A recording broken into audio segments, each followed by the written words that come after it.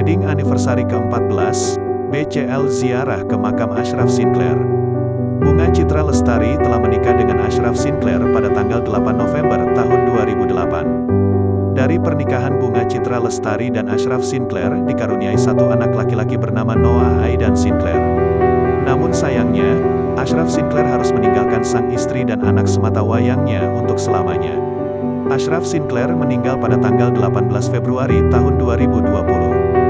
Bunga Citra Lestari atau kerap dipanggil Unge ini datang ke makam almarhum suaminya untuk merayakan anniversary yang ke-14. Sesampainya di makam Ashraf Sinclair, Unge menaburkan bunga itu.